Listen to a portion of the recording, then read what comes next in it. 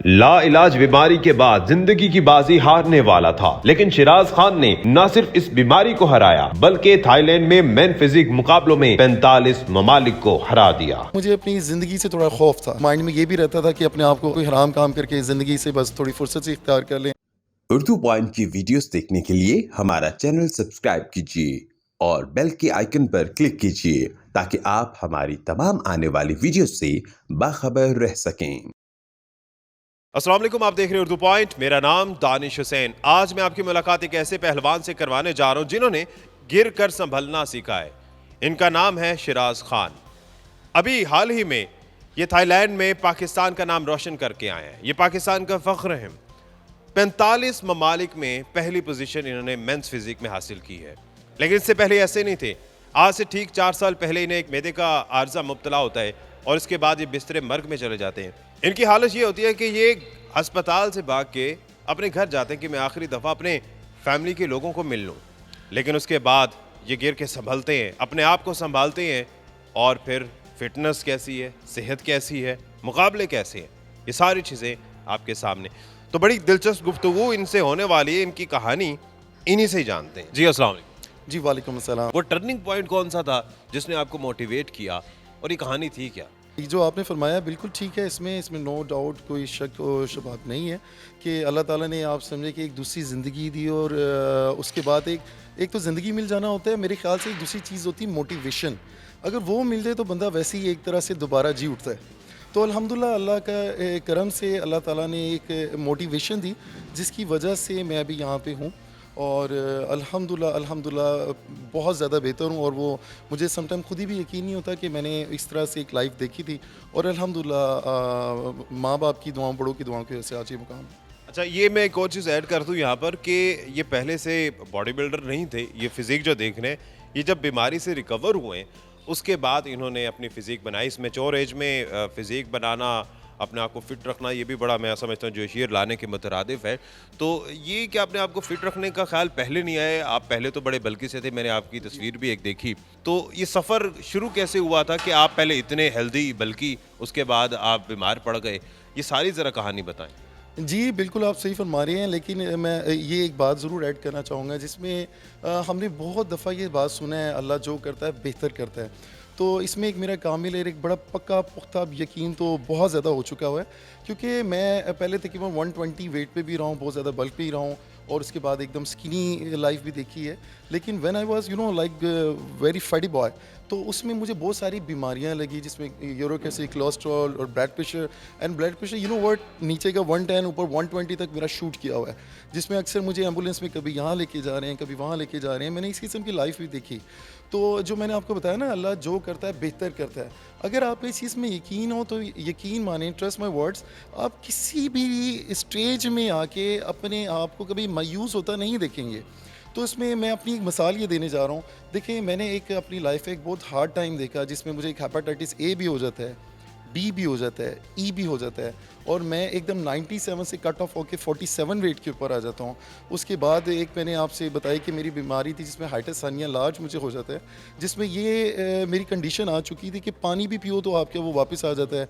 अब डॉक्टर्स मजबूर थे मुझे ड्रग्स देने पे और ड्रॉजी ड्रग्स देने पे, जिसको खा के, वो नशावर मेडिसिन होती हैं जिसको खा के आप हर वक्त मतलब अपने आप को सुन सा महसूस करते हैं क्योंकि इस लाइफ में आप बहुत ज़्यादा स्ट्रेस लेते हैं। और मैं सिर्फ ये सबको बताने के लिए कुछ एक अपनी लाइफ का एक बड़ा सेंसिटिव सा हिस्सा बताने जा रहा हूँ कि मैंने इस किस्म की लाइफ देखी कि एक बंदा होता है ना, हराम काम सोचने पे मजबूर हो जाता है।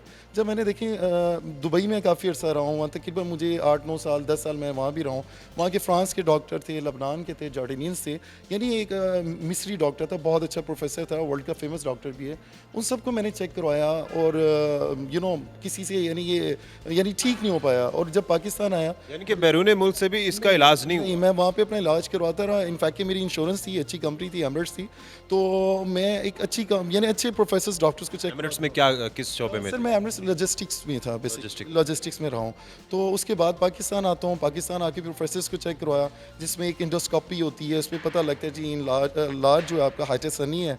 और उसके बाद वो मजबूर थे कि आपका जब तक ये ऑपरेशन नहीं होता तो हमें आपको मेडिसिन देनी होंगी, वो भी ड्रॉजेस थी, क्योंकि उस कंडीशन में आप ज़्यादा स्ट्रेस नहीं ले सकते। अगर आप स्ट्रेस लेते हैं तो एक अच्छा खासा बंदा भी अगर एक स्ट्रेस ले तो उसकी भूख तो वैसे ही मर जाती है। सर्जरी की तरफ क्यों नहीं गए?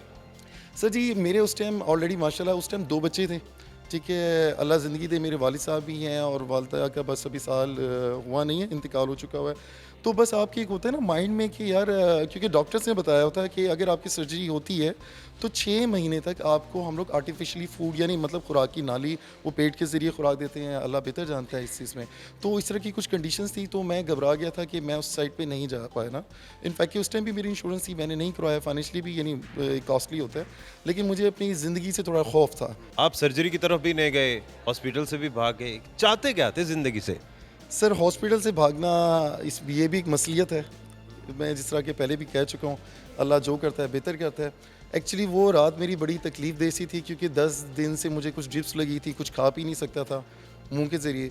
तो रात को बस हल्की सी भूख शूख सी फील हुई और मैंने गलती से बिस्किट का छोटा सा टुकड़ा, गालिबन लाइक 1 इंच का होगा, तो वो लिया। उसके बाद I was jumping on the bed कि मेरी कंडीशन इतनी ख़राब हो गई थी। तो बस वो रात बड़ी मुश्किल से भी कटी, फजर की अजानें होती हैं और उसके बाद मैं बस मेरे माइंड में यही था कि बस अब शायद थोड़े दिन बाद मैंने शायद इसी बिस्तर में खुदा न खास्ता कुछ हो जाएगा इस तरह का।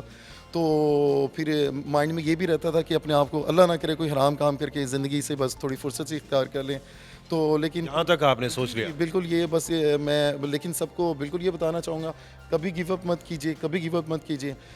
आप अपने आप को मौका दें तो इंशाल्लाह ताला होना वही है जो अल्लाह करना चाहे। तो मेरा भी इसमें अल्हम्दुलिल्लाह यकीन था। तो एनी हाउ फजर की अज़ानें होती हैं, तो मैं वहाँ से ड्रिप लगी हुई हाथ में, वॉक करता करता बस एक वहाँ से राइड मंगवाता हूँ और घर चला जाता हूँ। तो घर जाता हूँ तो नॉक करता हूँ, तो मेरे पेरेंट्स भी परेशान थे। तो वालदा ने पूछा, तो मैंने वालदा को भी बता दिया, वालदा मैं अब हॉस्पिटल नहीं रहना चाहता, अब जो होगा देखी जाएगी, घर में ही होगा जो भी होगा।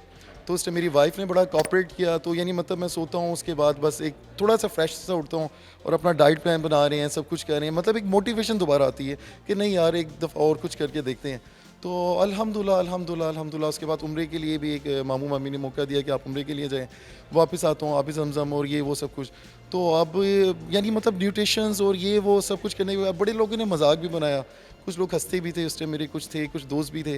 लेकिन सेल्फ मेडिकेशन खतरनाक भी तो हो सकती थी। नहीं सर मैंने मेडिकेशंस कोई नहीं की, मैंने सिर्फ आपने डाइट और न्यूट्रिशन। यस देखें ये सुन्नत भी है, हमारे इस्लाम में भी है कि एक दफ़ा पेट भर के मत खाइए, ठीक है। तो एक ये मेरा एक जो फार्मूला होता है ना, जिसे मैं कह सकता हूँ कि ये 3 मेन पॉइंट्स है जिसने मुझे भी और जिसको खुदा न खास्ता इस बीमारी से गुजरा है, या अपनी पर्सनल लाइफ के अंदर अपना आप लाइफस्टाइल डिसिप्लिन को ठीक कर लें, यकीन मानिए सब कुछ ठीक हो जाता है। कितना अरसा लगा रिकवर होते? मुझे तकरीबन 6 महीने लगे थे। एक ऐसा शख्स जो हिम्मत हार रहा होता है, जिंदगी से हिम्मत हार रहा होता है, और फिर वो जाके थाईलैंड में 45 मुल्कों को हरा देता है, ये कैसे हो गया? सर जी ये कह सकते हैं अल्लाह ताला का एक ख़ास करम है, और शायद ये अल्लाह ताला ने इसलिए भी नवाजा है, एक पुख्ता ईमान होना, जैसे मैं कई दफ़ा भी कह चुका हूँ, अभी भी कह रहा हूँ, सिर्फ आप इस बात पे यकीन कर लेना, जो भी हो जाए आप सिर्फ ये सोच लें जो होगा अल्लाह की इसमें बेहतरी है। तो अगर आप इस पे यकीन मानना शुरू कर देते हैं तो ट्रस्ट मी आपके सारे रास्ते जो है ना अपने आप ही खुलते चले जाते हैं। तो शायद मैंने इस पे एक बहुत अच्छा से यकीन करना शुरू किया था, तो अल्लाह नवाजता चला जा रहा है। तो यानी आप ये यहाँ से हिसाब लगाएं, मैं एक मैन फिजिक मिस्टर लाहौर के लिए प्रिपरेशन करता हूँ, ज़िंदगी में फ़र्स्ट टाइम वहाँ पे कदम रखता हूँ, स्टेज में आना भी एक बड़ी बात होती है। तो एक वहाँ भी जाता हूँ और अल्हम्दुलिल्लाह मिस्टर लाहौर का टाइटल लेके नीचे आता हूँ। उसके बाद एक नेशनल चैम्पियनशिप के लिए अप्लाई करता हूँ, वहाँ पे जाता हूँ तो अल्हम्दुलिल्लाह नेशनल चैम्पियनशिप विन करके आता हूँ। तो अभी मिस्टर लाहौर यानी फिर इसके बाद पाकिस्तान में इसकी कुछ सिलेक्शंस हो रही थी, तो उसमें बस सोच के गए थे, अल्लाह करीम मुझे कुछ फेडरेशंस के कुछ प्रेसिडेंट्स वगैरह थे, उन्होंने मुझे मोटिवेट किया you should try for this. तो मैंने ट्राई किया, तो अल्हम्दुलिल्लाह अल्हम्दुलिल्लाह अल्लाह ताला का शुक्र है, करम है अल्लाह पाक का, एक इज़्ज़त से वापस आए हैं और पाकिस्तान का भी नाम रोशन करके आए हैं। ये बड़ा महंगा शौक है, कैसे करते हैं? पूरा खुद से करते हैं, कोई फाइनेंसर है? नहीं सर इसका कोई फाइनेंसर नहीं है। मेरी एज तकरीबन 36 हो चुकी हुई है, माशाल्लाह 3 बच्चे हैं। फिर माशाल्लाह आपको पता है एक को फैमिली है। तो ये एक ऐसा शौक है, देखें कुछ इंडस्ट्रीज़ होती हैं, कुछ प्रोफेशंस ऐसे होते हैं जिसमें आप अपने यानी पेट काट के बच्चों को खिला रहे होते हैं। लेकिन मैं शायद गलत हूँ, लेकिन मेरे अपने कमेंट्स ये हैं कि इसमें सम टाइम मुझे ऐसा करना पड़ा कि अपने बच्चों का भी पेट काट के अपना पर रखना पड़ा।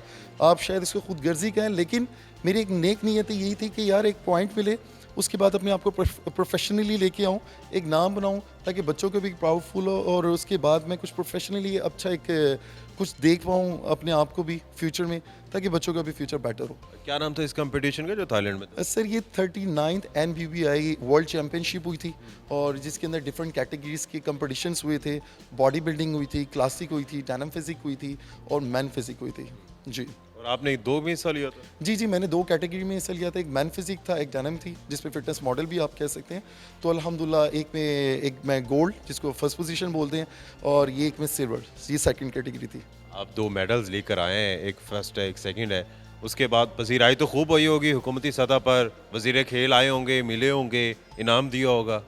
सर ये कहते हुए तो बड़ा अफसोस हो रहा है, क्योंकि जब मैंने ये विन किया था, और एक जब आप वहाँ पे होते हैं ना, यहाँ पे देखें बचपन से हम सुनते आए हैं, स्कूलों में हमने लोगों ने कौमी तराने सुने हैं और बड़े अदब से सुने हैं। हमारे उस्ताज़ा ने हम लोग को बड़े अदब से सुनाया कि आप लोगों ने स्ट्रेट खड़ा होना है। लेकिन यू नो व्हाट, इतना साल हमने पाकिस्तान में स्पेंड किया, जब आप वहाँ पे जाते हैं और आप एक पोजीशन लेते हैं, और एक जब आपका नाम अनाउंस होता है ना, शिराज राम फ्रॉम पाकिस्तान, जब एक पाकिस्तान वर्ड बोलते हैं ना, तो आपके रोंगटे खड़े होते हैं। फिर उसके बाद जब आपका कौमी तराना आता है, तो यकीन मानिए आपके आंसू, आप कंट्रोल नहीं होता उसमें। तो और मेरी टिकट बहुत आगे की थी, तो वहाँ से बैठे कुछ, नाम नहीं लेना चाहूँगा, कुछ सियासतदान भी थे, उन्होंने ये भी कहा कि नहीं आप आएँ तो हम अच्छा वेलकम देंगे। सो आई वाज थिंकिंग कि अल्हम्दुलिल्लाह यार, जो मैं सोच रहा था कि बच्चों का पेट काट के अपने मैं स्टेज तक आया हूँ, शायद दिस इज़ अ टाइम कि गवर्नमेंट मुझे सपोर्ट करे। बिकॉज इस कंपटीशन के लिए 2-3 महीने पहले मैंने जॉब से रिज़ाइन किया है, ठीक है। अपने फाइनेंशियली कुछ मैंने लोन अप्लाई किए, ठीक है। ये शौक जो है ना, ये सस्ता नहीं है। इसमें आपकी डाइट और ये आपके न्यूट्रिशन और आपकी जर्नी, मतलब ट्रैवल पे अच्छा खासा एक्सपेंस लगता है। तो मैं यहाँ पे आया हूँ, तो इनफैक्ट कि मुझे खुद ही इनसे कांटेक्ट करने पड़े हैं। तो अभी तक तो कहीं से कोई रिस्पांस नहीं, नहीं कोई रिस्पांस नहीं है। मुझे तो लगता है सिर्फ क्रिकेट ही है जिसमें आपको प्राइवेट अदारे और वो बहुत सारे स्पॉन्सर्स मिल जाते हैं। तो हम लोग को तो मुझे लगता है कोई नहीं है इस चीज़ में कोई।